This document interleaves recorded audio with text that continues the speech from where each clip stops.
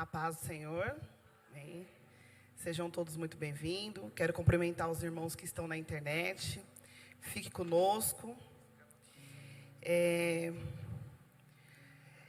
Antes de eu começar a palavra, eu quero trazer vocês uma reflexão que é o tema da palavra de hoje. Eu vou fazer uma pergunta e ao longo dessa pregação, eu quero que vocês reflitam sobre isso, que vocês pensem sobre isso. A pergunta é: você lembra de onde o Senhor te tirou? Será que antes do Senhor te chamar, você andava por aí, você tinha vícios, você fazia coisas que não agradavam a Deus, adoravam outras coisas, tinham coisas que não era visível, das pessoas veem, mas estava dentro de você. Às vezes você era um invejoso, às vezes você tinha uma maldade. Quem era você? Aí você pode me perguntar: não, Débora, mas espera aí, eu nasci em berço evangélico. Deus não precisou me tirar, eu sempre conheci a palavra. Aí eu te faço uma pergunta: entre conhecer e praticar, como era você antes? Nós fizemos um encontro com os jovens aqui, e a gente falou de algumas coisas, e alguns deles falaram também. E alguns deles nasceram na igreja, e eles deram testemunho de qual momento eles encontrou a Deus dentro da igreja. Alguns falaram: olha, eu vinha com meu pai, eu vinha com a minha mãe, eu conhecia Deus, mas teve um momento que eu, por mim, entendi quem era Deus e estava servindo por mim. Então, não é porque a gente nasce na igreja que a gente já tem esse encontro com Deus. O encontro com Deus é algo pessoal. Tem um tempo que Deus te encontra. E aí, lá em Jó, diz exatamente isso, que é Jó 42:5. Põe para mim, por favor, Bia. Meus ouvidos já tinham ouvido a teu respeito, mas agora os meus olhos os viram. Antes, eu sabia da bondade de Deus. Hoje, eu vivo a bondade de Deus. São coisas diferentes entre conhecer e ter. E por que eu estou falando tudo isso? A gente passa por algumas situações na vida, inesperada, algumas outras coisas que nos fazem refletir sobre o que nós pensamos, sobre o que os outros pensam e as atitudes. Então, se eu olhar a Bíblia, eu vou ver que várias pessoas da Bíblia não tiveram atitudes muito legais, né? Se eu olhar para a Bíblia, eu vou ver que Davi adulterou, Jacó enganou, Saulo matava cristãos e Noé se embriagou. Mas, quando eu subo aqui para pregar, para falar a palavra de Deus e falar desses homens, eu glorifico ao Senhor, porque eu sei que eles tiveram um encontro com Deus e o Deus usou eles, mesmo eles cometendo alguns erros. E aí eu te faço outra pergunta: será que nós temos esse mesmo olhar quando é a pessoa que está do nosso lado? Quando eu tenho um irmão que não tem atitudes legais, que faz coisas que não agradam a Deus, será que eu tenho a mesma fé quando eu falo desses homens da Bíblia? Aí vocês podem dizer: Débora, a gente está falando de Davi, de Jacó. Eles eram homens de Deus, mas quem fez foi Deus, e Deus não muda, Deus é o mesmo. Então, o mesmo Deus que operou com eles, pode operar em qualquer um de nós, como operou e estamos aqui, ou em qualquer outra pessoa que possa vir crer em Deus. E muitas vezes nós temos a receita do bolo preparada para quando problemas e situações na vida do outro. Se não tivesse dado esse tipo de educação, talvez não teria chegado assim. Às vezes a gente fala. Às vezes a gente vê alguma pessoa passando por dificuldade e fala: mas se não tivesse feito isso, se não tivesse feito aquilo. Porque quando é na nossa vida, é prova. Mas quando é na vida do irmão, é pecado. A gente não mede com a mesma régua quando é na nossa vida. E aí, pensando em tudo isso, eu me deparei com um texto que está em Marcos. Nós vamos ler Marcos 2, do 1 ao 12.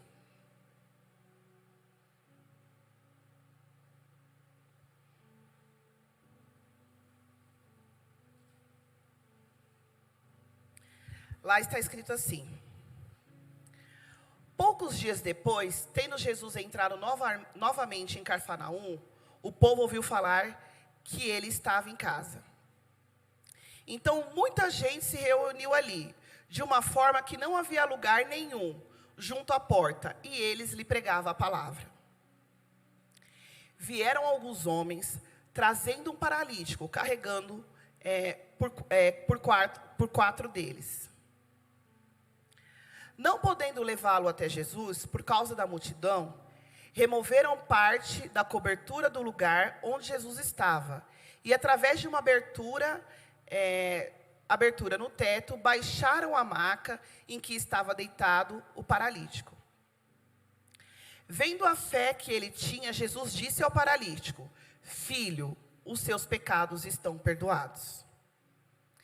Estavam sentados alguns mestres da lei, raciocinando em seu íntimo. Por que esse homem fala assim? Está blasfemando? Quem pode perdoar pecados a não ser somente Deus? Jesus percebeu logo em seu espírito que era isso que eles estavam pensando e lhes disse: por que vocês estão remoendo essas coisas em seus corações? Que é mais fácil dizer a um paralítico: os seus pecados estão perdoados, ou levante-se, pegue a sua cama e ande? Mas para que vocês saibam que o Filho do Homem tem autoridade para perdoar pecados, disse ao paralítico: eu lhe digo, levante-se, pegue a sua cama e vá para casa. Então ele se levantou, pegou a maca e saiu à vista de todos. Esses ficaram atônitos e glorificaram a Deus, dizendo: nunca vimos nada igual. Amém? Se eu for falar sobre alguns pontos, se eu falar primeiro sobre o paralítico. Se uma pessoa com uma deficiência visível para em frente a um profeta, um paralítico chega, qual que é o nosso pensamento? Ele vai ser curado e vai voltar a andar. Mas Jesus, sabiamente, com uma inteligência muito fora do comum, ele olha para ele e fala: os seus pecados estão perdoados. E aí, eu acredito que Jesus confunde as pessoas, porque eles falam assim: eles esperavam que Jesus curasse, Jesus perdoou os pecados, e eles começam a blasfemar e a procurar o erro em Jesus. Mas não é só Deus que pode perdoar pecados? Como assim? Eles começam a querer achar a falha, porque eles não estavam preocupados nem com a cura de Jesus, e não estavam preocupados com a palavra de Deus que estava sendo pregada. Eles estavam preocupados em acusar, porque eles eram religiosos. Muitas vezes a gente está falando da palavra, fazendo a palavra, e as pessoas, elas não estão interessadas em ouvir o que Deus fala, elas não estão interessadas na obra, elas estão interessadas em achar um defeito para apontar, para invalidar aquilo que Deus está fazendo na nossa vida. E quando a gente olha, a gente fala assim: as pessoas são cruéis, como que eles fizeram isso com Jesus? Mas muitas vezes nós, dentro da igreja, invalidamos o trabalho, a ministração de alguém, porque nós achamos que aquilo que ele está fazendo não é válido. E Jesus fala, o que é mais difícil? Perdoar pecados ou curar? Muitas vezes nós achamos que a cura é mais difícil, A gente vemos uma pessoa onde Deus, muitas vezes nós tivemos alguns exemplos de que oramos e Deus levou. E aí a gente fica pensando: ele não era merecedor, ou qualquer outra coisa, porque os nossos pensamentos, a nossa essência humana, ela é cruel. E Deus pergunta: mas eu perdoei pecados, ele foi salvo. Nós temos mais de um testemunho daqui, de quando o pastor fala: o Senhor levou para que ele tivesse salvação. E a gente vê qual é o amor de Deus com essas pessoas. Ele leva uma pessoa desse mundo para preservar a salvação delas. Então a cura é melhor que eu perdoe os pecados do que eu cure. E é muito difícil para a gente como ser humano entender isso, porque nós queremos a cura. Mas nós esquecemos do principal, que é a salvação. Quando eu falo dos amigos que levaram esse paralítico, a Bíblia não fala em nenhum momento que essas pessoas pararam e perguntaram para ele: escuta, você tem algum pecado? Porque você vai falar com Jesus, será que você está certinho para chegar lá? Eles não perguntam, eles pegam e levam.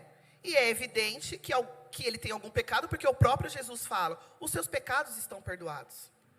E muitas vezes nós, antes de querermos trazer pessoas para a igreja, nós queremos convencer ela do pecado. Quando, na verdade, nós temos que apresentar Jesus para elas. Porque quem convence do pecado é o Espírito Santo. Não é sobre mim, não é sobre você. E muitas vezes nós atrapalhamos o trabalhar de Deus, porque nós queremos fazer o papel de Deus. Nós queremos convencer de que acreditar naquilo é errado, de que fazer isso é errado, quando muitas vezes nós ouvimos as ministrações aqui: vinde como estás, e aqui o Senhor vai curar. Então nós temos que entender que é sobre Jesus quando nós trazemos alguém, não é sobre nós. Então nós temos que ter responsabilidade do evangelho, responsabilidade de evangelizar, porque senão nós matamos pessoas antes delas estarem dentro da igreja. Às vezes a gente não tem essa maturidade, às vezes ainda nós estamos aprendendo, e o Senhor, Ele entende, Ele sabe o tempo da ignorância, mas muitas vezes a gente somos maduros na fé, e aí nós temos com um peso muito grande sobre a vida de outras pessoas. Quando Jesus fala: o meu fardo é leve e o meu jugo é suave.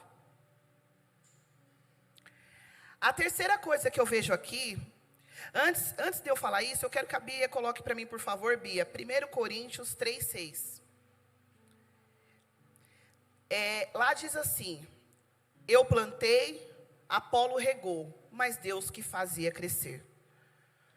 Muitas vezes a gente ministra a palavra e a pessoa não vem para a igreja e a gente fica chateado. Eu já tive amigos meus, aí você fala e de repente ele fala: meu outro amigo me chamou, eu encontrei Jesus, eu estou na igreja. Aí você fala: falei, não veio comigo, e agora está lá. E aí a Bíblia diz: eu plantei, Apolo regou, mas Jesus que fez crescer. Nem sempre vai ser você fazer a colheita daquilo que você plantou. E nós temos que ter maturidade para entender isso. Que às vezes Deus está nos usando só para jogar a semente. E outras pessoas virão para regar, plantar, para que Deus faça crescer. A terceira coisa é sobre o milagre.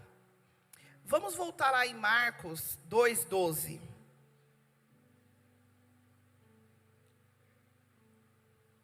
Versículo 12, Bia, por favor. Ele se levantou, pegou a maca e saiu, à vista de todos. Estes ficaram atônitos e glorificaram a Deus, dizendo: nunca vimos nada igual. Algum tempo atrás eu ouvi isso, é uma coisa que me marcou, e eu lendo esse texto de novo, me veio à memória novamente. Por que Jesus pede para ele levar a cama? Pegue a sua cama e vá. A cama era a evidência do problema dele, era a evidência de que ele ficou ali à mercê, que ele ficou ali parado, que ele tinha uma dificuldade. Jesus pede para ele levar a cama para que ele nunca se esqueça da onde ele saiu. Às vezes, nós passamos algumas dificuldades na nossa vida e nós começamos a blasfemar, falar: Deus, por que eu estou passando por isso? Mas será que eu errei alguma coisa? Será que eu fiz alguma coisa de errado? E o Senhor, às vezes, nos permite coisas em nossa vida para que nós lembremos da onde Ele nos tirou. E lembremos que é sobre Ele, porque muitas vezes a gente começa a achar que é sobre nós. E aí vem alguma coisa, alguma prova e diz: calma, não é assim. Você lembra de onde você veio? Olha para a sua cama. Lembram quando você era um paralítico e eu te curei?